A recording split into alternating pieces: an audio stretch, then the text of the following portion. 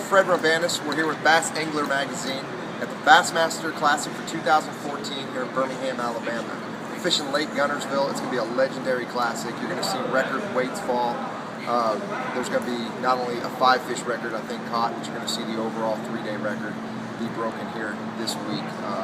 The season is setting up for early pre-spawn bass, and you know, this time of the year, things to look for, obviously, if you can find any vegetation that's still got some color to it, that's kind of a key substance for the fish to relate to, but really creek channels and alleyways for those fish to move in to get into their spawning grounds. The water's warmed up about 10 degrees from the first day of practice.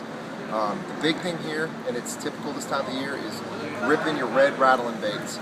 For me, I got the IMA lures, and this is a typical half-ounce IMA lure. It's called the Rockin' Vibe, and it's just an absolute vibrating, small profile bait and a tiny profile. Well, I had them custom make me a bait that's larger. It's a new 3/4 ounce size, and I had them paint them up in a color I think would work extremely well for this tournament.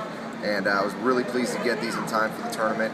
Got to practice them. Actually, I caught my biggest fish in practice, one about between 9 and 10 pounds, and absolutely choked the bait. So, you know, it's pretty cool when you have an idea of way ahead of time what to do, and you come out with it, and it turns out to be a bait that you're going to throw during the classic.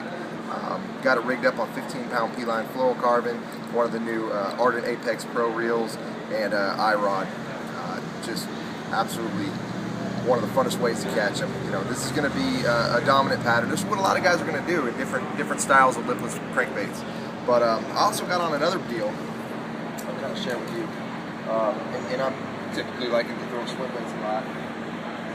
You know, get under some of the causeways and some of that open water stuff. Here I've just got a jig head and a Optimum Double Diamond. Real simple. Put it on 15-pound P-line. And this is just a cast and wind deal. Typically I'll throw this on the back of a swim jig, which I also got in one of my rod lockers for the shallower water stuff. But this is more of a kind of a suspending deal, and in a wind blowing situation around points and stuff like that, it seems to excel. So I've got my swim bait here. Then you get some of that deeper grass I was talking about earlier, that live vegetation. Well, this is a new prototype swim bait by Optimum Baits and depths baits. They're comboing up to make this thing, and it's completely weedless. I got it rigged up on a 50-pound braided line, and when you hide this 7/0 hook in it, I mean, it completely hides it. It's got a lead weight nose to it. You can actually burn this thing through that grass in that 10 to 12 foot where those bigger fish live.